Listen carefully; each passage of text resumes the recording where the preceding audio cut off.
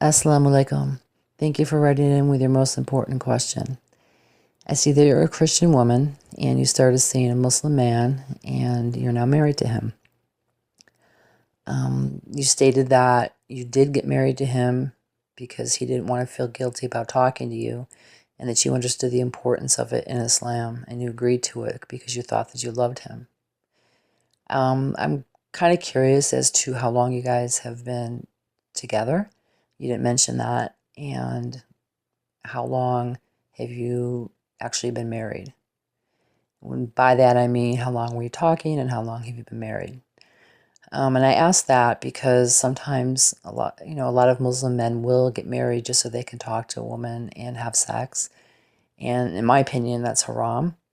I feel that, the qualities of marriage, that Allah set before us is that we have a life partner and that we strive to get along. And, before we get married, we, inshallah, make sure that we have things in common. And we, as women, want to know that the husband to be that we're going to marry is going to be a good husband. So I kindly ask you, sister, to reflect back on your criteria of what it is that you seek in a husband, what qualities, what traits, what kind of supportive allies did you want for a marriage. It seems that is not what is happening now, and it seems like you're very disappointed, and rightfully so. You also stated that you don't live together. I don't know where he lives, you didn't state, and I don't know why you're not living with him at this point. I have a feeling it's because of financial reasons. You stated he was not supporting you financially, and that is a big stressor, and I understand that. You also stated you have a child to take care of, and you're on the verge of homelessness. As a married couple, you both are supposed to be working together, him more so, regarding finances and providing stability within the home. As he's not living there and he's not even providing financial stability or contributing financially to the household, that goes against, the tenets of marriage in Islam. With that said, he's not fulfilling his potential and he's not fulfilling his duties as a husband. And again, that brings me back to the point of the reason he wanted to get married is so he didn't feel guilty. And he just wanted to talk or he just wanted to have sex or whatever he wanted to do. It was the wrong reason to get married. And I think you kind of realize that now. And I'm really sorry that you're going through this. However, I would suggest, sit down with him, talk with him, even though you're upset and you're, disappointed in the way this turned out. I would kindly try to resolve it. Just familiarize yourself with Islam. Read about, wife's rights in marriage as well as the husband's rights in marriage. And if you need to, sister, just take notes, learn, and reflect upon what you've learned. In Islam, there's a lot of rights, set forth for women, and a lot of protections as well, especially regarding marriage.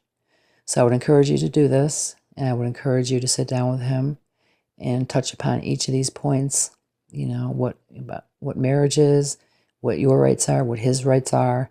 And I'm quite sure he knows this. However, he probably figures since you're not Muslim that you don't know this, so he feels he can take advantage of you. So I would kindly suggest that you try to save the marriage, first of all, by sitting down with him and discussing his responsibilities and yours in the marriage. If this doesn't work, you do have the option for divorce, and I would bring that up as well if he does not want to talk or he does not want to take responsibility. You do have the right to divorce. I mean, what is the sense of being married if you're not living together? He's not supporting you. He's not participating in the support of the household. He's not there to, be with you, share things with you, or help take care of your child or raise your child. There's no sense in him even, being married to you or you to him. This leads me to another question. I believe you are in the UK, so I'm wondering what his citizenship status is in the UK.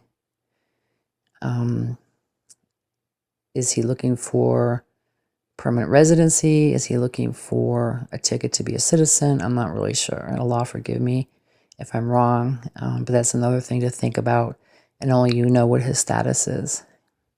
That could be another reason, for the marriage. But again, that's not a valid reason. You deserve much better than this, sister. And on behalf of Muslims everywhere, I am sorry that this happened to you.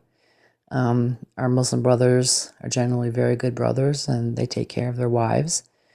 But there are some, like in any other religion or any other place, there are some that, don't. They don't follow the deen, the way of life, and they don't do what they're supposed to do. And I am sorry that this has happened to you. However, going forward in the future, inshallah, I would encourage you, if you do divorce him and decide to get married again, to really, look at the qualities of the man that you're marrying and look at his ability to love and be compassionate and to take care of you and your child, because it's a partnership. You stated that he said that women who don't ask for a lot of money are better women. That's kind of like a weak way of him trying to get out of his financial responsibility by trying to make you feel guilty.